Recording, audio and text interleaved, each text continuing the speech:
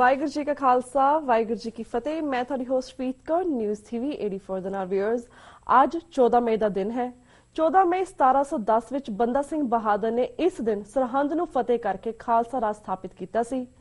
ਸਰਹੰਦ ਫਤਿਹ ਦਿਵਸ ਮੌਕੇ ਸਿੱਖ ਇਤਿਹਾਸ ਨੂੰ ਜਦੋਂ ਅਸੀਂ ਯਾਦ ਕਰਦੇ ਹਾਂ ਤਾਂ ਇਹ ਲਹੂ ਭਿੱਜਿਆ ਕਾਂਡ ਸਾਡੀਆਂ ਅੱਖਾਂ ਸਾਹਮਣੇ ਆ ਜਾਂਦਾ ਹੈ, ਕਿਉਂਕਿ ਸਰਹੰਦ ਦੇ ਨਾਲ ਸਿੱਖ ਇਤਿਹਾਸ ਦਾ ਸੰਬੰਧ ਮਾਤਾ ਗੁਜਰੀ ਅਤੇ ਛੋਟੇ ਸਾਹਿਬਜ਼ਾਦਿਆਂ ਨੂੰ ਸ਼ਹੀਦ ਕਰਨ ਦੇ ਨਾਲ ਜੁੜਿਆ ਹੋਇਆ ਹੈ। ਇਸ ਲਈ ਜਦੋਂ ਬੰਦਾ ਸਿੰਘ ਬਹਾਦਰ ਨੇ ਸਰਹੰਦ ਨੂੰ ਫਤਿਹ ਕੀਤਾ ਤਦ ਤੋਂ ਲੈ ਕੇ ਹੁਣ ਤੱਕ ਇਸ ਦਿਨ ਨੂੰ ਬੜੇ ਉਤਸ਼ਾਹ ਦੇ ਨਾਲ ਮਨਾਇਆ ਜਾਂਦਾ ਹੈ। ਪਰ ਜਦੋਂ ਤੋਂ ਧੋਖੇ ਦੇ ਨਾਲ ਸਿੱਖਾਂ ਕੋਲੋਂ ਖਾਲਸਾ ਰਾਜ ਖੋਹ ਲਿੱਤਾ ਗਿਆ, ਉਸ ਵੇਲੇ ਤੋਂ ਹੁਣ ਤੱਕ ਸਿੱਖਾਂ ਨੇ ਸ਼ਹੀਦੀਆਂ ਦੇ ਕੇ ਖਾਲਸਾ ਰਾਜ ਨੂੰ ਮੁੜ ਸਥਾਪਿਤ ਕਰਨ ਦੇ ਲਈ ਬਹੁਤ ਜਦੋਜਹਿਦ ਕੀਤੀ ਹੈ। ਵਿਊਅਰਸ, ਭਾਰਤ ਸਰਕਾਰ ਦੇ ਜ਼ੁਲਮ ਮੁਗਲਾਂ ਦੇ ਜ਼ੁਲਮਾਂ ਨੂੰ ਵੀ ਮਾਤ ਪਾਉਂਦੇ ਨੇ। ਇੱਕ ਤੋਂ ਬਾਅਦ ਇੱਕ ਨਸਲਕੁਸ਼ੀ, ਫੇਕ ਇਨਕਾਊਂਟਰਸ, ਪੰਜਾਬ ਨੂੰ ਡਰੱਗਸ ਦੇ ਦਲਦਲ ਦੇ ਵਿੱਚ ਡੁਬੋਣਾ, ਸਜ਼ਾਵਾਂ ਭੁਗਤ ਚੁੱਕੇ ਸਿੰਘਾਂ ਨੂੰ ਬਿਨਾਂ ਕਿਸੇ ਗੱਲ ਤੋਂ ਜੇਲ੍ਹਾਂ ਦੇ ਵਿੱਚ ਡੱਕੀ ਰੱਖਣਾ, ਇਹ ਤਾਂ ਕੁਝ ਉਦਾਹਰਨਾਂ ਨੇ। ਪਰ ਸਿੱਖਾਂ ਨੇ ਕਦੇ ਆਪਣਾ ਹੌਸਲਾ ਨਹੀਂ ਛੱਡਿਆ ਅਤੇ ਨਾ ਹੀ ਹਾਰ ਮੰਨੀ ਹੈ। ਜੇ ਅਸੀਂ ਅਜੋਕੇ ਸਮੇਂ ਦੇ ਵਿੱਚ ਵੇਖੀਏ ਤਾਂ ਅੱਜ ਵੀ ਸਿੱਖ ਨਾਇਨਸਾਫੀ ਦੇ ਖਿਲਾਫ ਆਪਣੀਆਂ ਗ੍ਰਿਫਤਾਰੀਆਂ ਦੇਣ ਦੇ ਲਈ ਤਿਆਰ ਹਨ। ਵਿਊਅਰਸ, ਅੱਜ ਅਸੀਂ ਇਸ ਸਰਹੰਦ ਫਤਿਹ ਦਿਵਸ ਅਤੇ ਅੱਜ ਦੇ ਸਿੱਖ ਕੌਮ ਦੇ ਸੰਘਰਸ਼ ਸੰਬੰਧੀ ਗੱਲਬਾਤ ਕਰਾਂਗੇ ਪਹਿਰੇਦਾਰ ਨਿਊਜ਼ਪੇਪਰ ਦੇ ਐਡੀਟਰ ਸਰਦਾਰ ਜਸਪਾਲ ਸਿੰਘ ਹੇਰਾ ਜੀ ਨਾਲ, ਜਿਹੜੇ ਕਿ ਜਗਰਾਵਾਂ ਤੋਂ ਸਾਡਾ ਫੋਨ ਲਾਈਨ ਤੇ ਜੁੜ ਚੁੱਕੇ ਨੇ।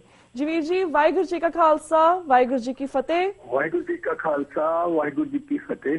ਜੀ ਵੀਰ ਜੀ, ਜਿਸ ਤਰ੍ਹਾਂ ਅਸੀਂ ਗੱਲ ਕੀਤੀ ਕਿ ਅੱਜ 14 ਮਈ ਦਾ ਦਿਨ ਹੈ, ਜਿਸ ਵਿੱਚ ਸਰਹੰਦ ਫਤਿਹ ਦਿਵਸ ਹੈ, ਇਸ ਦਿਨ ਸੰਬੰਧਿਤ ਸਾਡੇ ਦਰਸ਼ਕਾਂ ਨੂੰ ਕੀ ਕਹਿਣਾ ਚਾਹੋਗੇ? ਦੇਖੋ, ਜਿਸ ਤਰ੍ਹਾਂ ਤੁਸੀਂ ਗੱਲ ਕੀਤੀ ਆ ਕਿ ਅੱਜ ਸਾਡੇ ਸਿੱਖ ਇਤਿਹਾਸ ਦਾ ਇੱਕ ਸ਼ਾਨਾ ਮੱਥਾ ਜੀ ਉਹ ਪੰਨਾ ਜਿਹਦੇ ਤੇ ਜਿੰਨਾ ਵੀ ਮਾਣ ਕੀਤਾ ਜਾਵੇ ਥੋੜਾ ਹੈ।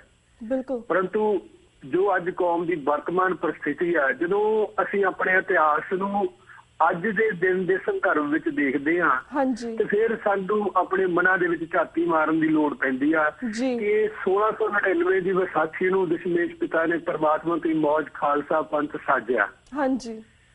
ਤੇ ਸਿਰਫ ਇੱਕ ਦਹਾਕੇ ਬਾਅਦ ਖਾਲਸਾ ਪੰਥ ਦਾ ਜਿਹੜਾ ਰਾਜ ਆ ਉਹ ਸਰਹੰਦ ਤੇ ਹੋ ਗਿਆ। 14 ਮਈ ਸਰਹੰਦ ਫਤਿਹ ਦਿਵਸ ਆ ਤੇ 27 ਮਈ ਨੂੰ ਪਹਿਲਾ ਦਰਬਾਰੇ ਖਾਲਸਾ, ਜਿਹਦਾ ਮਤਲਬ ਸਿੱਖ ਕੌਮ ਦਾ ਜਿਹੜਾ ਪਹਿਲਾ ਦਰਬਾਰੇ ਖਾਲਸਾ ਦਾ ਮਤਲਬ ਪਹਿਲਾ ਸਿੱਖ ਰਾਜ ਆ ਜਿਹੜਾ ਉਹ ਪੂਰੀ ਤਰ੍ਹਾਂ ਸਥਾਪਿਤ ਹੋ ਗਿਆ ਸੀ।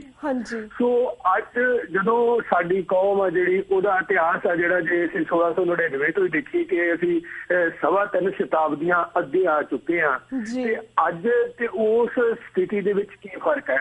ਅੱਜ ਅਸੀਂ ਇਨਸਾਫ ਲਈ ਧੱਕੇ ਖਾ ਰਹੇ ਹਾਂ। ਅੱਜ ਸਾਨੂੰ ਇਸ ਦੇਸ਼ ਦਾ, ਜਿਸ ਦੇਸ਼ ਨੂੰ ਆਜ਼ਾਦ ਕਰਾਉਣ ਲਈ 85% ਦੀ ਕੁਰਬਾਨੀਆਂ ਕੀਤੀਆਂ, ਉਸ ਦੇਸ਼ 'ਚ 2 ਨੰਬਰ ਦੇ ਸ਼ਹਿਰੀ ਸਮਝਿਆ ਜਾ ਰਿਹਾ ਵਾ। ਸਾਡੇ ਹੱਕ ਹਕੂਕ ਨੇ ਜਿਹੜੇ ਉਹ ਸਾਡੇ ਤੋਂ ਖੋਹ ਲਏ ਗਏ ਨੇ।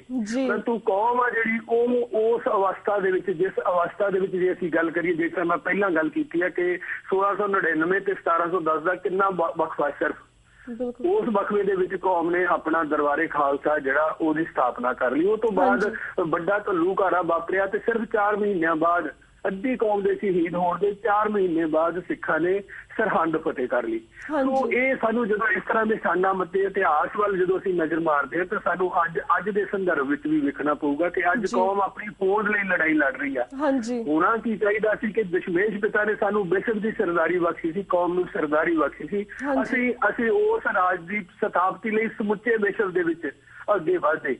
ਪਰੰਤੂ ਅੱਜ ਛੋਟੀਆਂ ਧੜੇਬੰਦੀਆਂ, ਨਿੱਕੀਆਂ ਗਰਜਾਂ, ਸਵਾਰਥ, ਲੋਭ, ਲਾਲਸਾ ਨੇ ਕੌਮ ਨੂੰ ਇੰਨਾ ਜਕੜ ਲਿਆ ਕਿ ਅਸੀਂ ਉਸ ਜਿਹੜਾ ਸਾਨੂੰ ਦਸ਼ਮੇਸ਼ ਪਿਤਾ ਨੇ ਰਸਤਾ ਦਿਖਾਇਆ ਸੀ, ਉਸ ਰਸਤੇ ਤੋਂ ਪੂਰੀ ਤਰ੍ਹਾਂ ਭਟਕ ਚੁੱਕੇ ਹਾਂ। ਅੱਜ ਦੇ ਦਿਨ ਜਦੋਂ ਅਸੀਂ ਬਾਬਾ ਬੰਦਾ ਸਿੰਘ ਬਹਾਦਰ ਨੂੰ ਤੇ ਉਹਨਾਂ ਵੱਲੋਂ ਫਤਿਹ ਕੀਤੀ ਸਰਹੰਦ ਦੀ ਯਾਦ ਮਨਾਉਂਦੇ ਹਾਂ ਕਿ ਕਿਸ ਤਰ੍ਹਾਂ ਦਸ਼ਮੇਸ਼ ਪਿਤਾ ਨੇ ਇਹਨਾਂ 5 ਸਿੰਘਾਂ ਤੇ ਇੱਕ ਭਰੋਸਾ, ਇੱਕ ਪ੍ਰਤੀਤ ਕਰਕੇ ਭੇਜਿਆ ਤੇ ਉਹਨਾਂ 5 ਸਿੰਘਾਂ ਨੇ ਕਿੱਡਾ ਵੱਡਾ ਮਹਾਨ ਇਤਿਹਾਸ ਸਿਰਜਿਆ। ਸਾਨੂੰ ਉਸ ਗੁਰੂ ਦੀ ਮਹਾਨ ਪ੍ਰਤੀਤ ਜਿਹਨੂੰ ਅਸੀਂ ਅੱਜ ਗਵਾ ਰਹੇ ਹਾਂ, ਅੱਜ ਦੇ ਦਿਨ ਉਸ ਮਹਾਨ ਪ੍ਰਤੀਤ ਪ੍ਰਤੀ ਸਾਨੂੰ ਪੂਰੀ ਤਰ੍ਹਾਂ ਸਮਰਪਿਤ ਤੇ ਸਹਿਰਦ ਹੋਣਾ ਪਊਗਾ ਕਿ ਅਸੀਂ ਜੇ ਇਸ ਗੁਰੂ ਦੀ ਪ੍ਰਤੀਤ ਆ ਸਾਡੀ ਕੌਮ ਤੇ ਕੌਮ ਜਿਹੜੀ ਵੀ ਮਰਜ਼ੀ ਪ੍ਰਾਪਤੀ ਆ ਉਹ ਕਰ ਸਕਦੀ ਆ। ਬੰਦਾ ਸਿੰਘ ਬਹਾਦਰ ਨੇ ਜਦੋਂ ਨੰਦੇੜ ਤੋਂ ਚੱਲੇ ਤੇ ਉਸ ਤੋਂ ਬਾਅਦ ਰਸਤੇ ਦੇ ਵਿੱਚ ਕਿਸ ਤਰ੍ਹਾਂ ਸਿਰਫ ਪਹਿਲੀ ਲੜਾਈ ਆ ਜਿਹੜੀ ਉਹਨਾਂ ਨੇ ਇੱਟਾਂ ਰੋੜਿਆਂ ਵੱਟਿਆਂ ਨਾਲ ਜਿੱਤੀ ਉਹ ਉਸ ਤੋਂ ਬਾਅਦ ਉਹਨਾਂ ਨੇ ਆ ਕੇ ਜਿਹੜੀ 800 ਸਾਲ ਦੀ ਸਤਾਫਤ ਮੁਗਲ ਰਾਜ ਸੀ ਜਾਬਰ ਮੁਗਲ ਰਾਜ ਸੀ, ਉਹਦੀਆਂ ਜੜ੍ਹਾਂ ਪੁੱਟੀਆਂ। ਸੋ ਇਹ ਸਾਰਾ ਕੁਝ ਗੁਰੂ ਦੀ ਪ੍ਰਤੀਤ ਦਾ ਆਸ਼ੀਰਵਾਦ ਦਾ ਨਤੀਜਾ ਸੀ। ਸੋ ਅੱਜ ਕੌਮ ਨੂੰ ਮੈਂ ਸਮਝਦਾ ਕਿ ਅੱਜ ਦੇ ਦਿਨ ਇਸ ਗੱਲ ਵੱਲ ਸਭ ਤੋਂ ਪਹਿਲੀ ਝਾਤੀ ਮਾਰਨ ਦੀ ਲੋੜ ਆ ਕਿ ਅਸੀਂ ਗੁਰੂ ਦੀ ਪ੍ਰਤੀਤ ਗਵਾ ਕੇ ਅੱਜ ਕਿੱਥੋਂ ਤੇ ਕਿੱਥੇ ਪਹੁੰਚ ਗਏ ਹਾਂ। ਸੋ ਬਾਬਾ ਬੰਦਾ ਸਿੰਘ ਬਹਾਦਰ ਵੱਲੋਂ ਅੱਜ ਸਰਹੰਦ ਫਤਿਹ ਦਾ ਦਿਵਸ ਹੈ ਤੇ ਉਸ ਜ਼ਾਲਮ ਨੂੰ ਜਿਹੜੀ ਸਜ਼ਾ ਦਿੱਤੀ ਗਈ ਵਜ਼ੀਰ ਖਾਂ ਨੂੰ, ਉਹਨੂੰ ਯਾਦ ਕਰਨਾ ਦੇਣਾ, ਤੇ ਜਿਹੜੀ ਗਦਾਰ ਨੇ ਉਹਨਾਂ ਨੂੰ ਜਿਹੜੀ ਸਜ਼ਾ ਦਿੱਤੀ ਗਈ ਉਹ ਸੱਚਾਨੰਦ ਵਰਗਿਆਂ ਨੂੰ, ਉਹਨੂੰ ਵੀ ਯਾਦ ਕਰਨ ਦਾ ਦੇਣਾ ਕਿ ਕੀ ਹਸ਼ਰ ਹੁੰਦਾ, ਆਖਰ ਨੂੰ ਗਦਾਰਾਂ ਦਾ ਕੀ ਹਸ਼ਰ ਹੁੰਦਾ ਵਾ, ਕੌਮ ਤੇ ਜ਼ੁਲਮ ਕਰਨ ਵਾਲਿਆਂ ਦਾ ਕੀ ਹਸ਼ਰ ਹੁੰਦਾ ਵਾ। ਸੋ ਇਹ ਕੌਮ ਦਾ ਸ਼ਾਨਾ ਮੱਤਾ ਜਿਹੜਾ ਇਤਿਹਾਸ ਆ ਜਿਹੜਾ ਨਿਰੰਤਰ ਚੱਲਦਾ ਆਇਆ ਵਾ। ਸਾਨੂੰ ਉਸ ਵੱਲ ਅੱਜ ਦਾ ਦਿਨ ਆ ਜਿਹੜਾ ਉਹ ਝਾਤੀ ਮਾਰਨ ਦੀ ਮੈਂ ਸਮਝਦਾ ਕਿ ਸਾਨੂੰ ਉਸ ਗੱਲ ਦੇ ਵਿੱਚ ਅਤੀ ਸੁਚੇਤ ਵੀ ਕਰਦਾ ਵਾ ਤੇ ਉਸ ਗੱਲ ਦੀ ਲੋੜ ਜਿਹੜੀ ਉਹਨੂੰ ਮਹਿਸੂਸ ਕਰਨ ਦੀ ਮਨ ਚ ਭਾਵਨਾ ਵੀ ਪੈਦਾ ਕਰਦਾ। ਜੀ ਬਿਲਕੁਲ ਬਿਲਕੁਲ ਵੀਰ ਜੀ। ਵੀਰ ਸਾਡੇ 3-4 ਮਿੰਟ ਰਹਿ ਗਏ ਨੇ। ਐਦੇ ਜਿਸ ਤਰ੍ਹਾਂ ਤੁਸੀਂ ਗੱਲ ਕੀਤੀ, ਸਾਨੂੰ ਅਸੀਂ ਇਨਸਾਫ ਲੈਣ ਲਈ ਧੱਕੇ ਖਾ ਰਹੇ ਹਾਂ। ਜਿਸ ਤਰ੍ਹਾਂ ਇਸ ਵੇਲੇ ਬਾਪੂ ਸੂਰਤ ਸਿੰਘ ਜੀ ਨੇ ਇੱਕ ਸੰਘਰਸ਼ ਸ਼ੁਰੂ ਕੀਤਾ ਹੋਇਆ ਹੈ ਬੰਦੀ ਸਿੰਘਾਂ ਦੀ ਰਿਹਾਈ ਲਈ, ਉਹ ਜਨਵਰੀ 16 2015 ਤੋਂ ਕਿਸ ਤਰ੍ਹਾਂ ਇੱਕਦਮ ਭੁੱਖ ਹੜਤਾਲ ਤੇ ਬੈਠੇ ਹੋਏ ਨੇ, ਇੱਕ ਬਜ਼ੁਰਗ ਬੈਠੇ ਹੋਏ ਨੇ। ਇਸ ਸੰਬੰਧੀ ਮੈਂ ਸੁਣਨ ਵਿੱਚ ਆਇਆ ਹੈ ਕਿ ਸੰਘਰਸ਼ ਕਮੇਟੀ ਨੇ ਵੀ ਗ੍ਰਿਫਤਾਰੀਆਂ ਦੇਣ ਲਈ ਤਿਆਰੀ ਕੀਤੀ ਹੋਈ ਹੈ। ਇਸ ਬਾਰੇ ਵੀ ਸਾਡੇ ਵਾਰ ਦੇ ਦਰਸ਼ਕਾਂ ਨੂੰ ਜਾਣਕਾਰੀ ਦਿਓ ਕਿ ਐਗਜ਼ੈਕਟਲੀ ਕੀ ਹੋ ਰਿਹਾ ਸਾਡੇ ਪੰਜਾਬ ਦੇ ਵਿੱਚ। ਅੱਜ ਜਿਹੜੀ ਤੁਸੀਂ ਗੱਲ ਕੀਤੀ ਹੈ ਕਿ ਜਿਹੜੀ ਸੰਘਰਸ਼ ਕਮੇਟੀ ਬਣੀ ਹੈ, ਜਿਹੜੀ ਪ੍ਰਬੰਧਕ ਕਮੇਟੀ ਬਣੀ ਆ, ਇਹ ਬੰਦੀ ਸਿੰਘ ਰਿਹਾਈ ਮੋਰਚੇ ਦੇ ਰੂਪ ਦੇ ਵਿੱਚ ਜਿਹੜਾ ਸੰਘਰਸ਼ ਵਿੱਢਿਆ ਗਿਆ, ਜਿਹਦੀ ਸ਼ੁਰੂਆਤ ਬਾਪੂ ਸੂਰਤ ਸਿੰਘ ਖਾਲਸਾ ਨੇ ਭੁੱਖ ਹੜਤਾਲ ਨਾਲ ਕੀਤੀ ਆ ਤੇ ਅੱਜ ਉਹਨਾਂ ਨੂੰ 4 ਮਹੀਨੇ ਹੋ ਗਏ ਨੇ, ਪੂਰੇ 4 ਮਹੀਨੇ ਹੋ ਗਏ ਨੇ। 16 ਤਰੀਕ ਤੋਂ ਉਹਨਾਂ ਨੇ ਇਹ ਭੁੱਖ ਹੜਤਾਲ ਸ਼ੁਰੂ ਕੀਤੀ ਸੀ। ਸੋ ਉਹਨਾਂ ਨੂੰ 4 ਮਹੀਨੇ ਹੋ ਗਏ ਨੇ ਉਸ ਭੁੱਖ ਹੜਤਾਲ ਤੇ ਨਿਰੰਤਰ ਬੈਠੇ ਨੇ ਤੇ ਇਹ ਮਤਲਬ ਉਹਨਾਂ ਵੱਲੋਂ ਜਿਹੜੀ ਦ੍ਰਿੜਤਾ ਆਪਣੀ ਸ਼ਹੀਦੀ ਪ੍ਰਾਪਤ ਕਰਨ ਲਈ ਉਹ ਵੀ ਕੌਮ ਦੇ ਸਾਹਮਣੇ ਪੂਰੀ ਤਰ੍ਹਾਂ ਆ ਚੁੱਕੀ ਹੈ। ਸੋ ਅੱਜ ਦੇ ਦਿਨ ਸੰਘਰਸ਼ ਕਮੇਟੀ ਨੇ ਸਰਕਾਰ ਨੂੰ ਇਹ ਦੱਸਣ ਦੇ ਲਈ ਕਿ ਕੌਮ, ਸਰਕਾਰ ਇਹ ਨਾ ਸਮਝੇ ਕਿ ਕੌਮ ਇਸ ਸੰਘਰਸ਼ ਪ੍ਰਤੀ ਅਵੇਸਲੀ ਆ।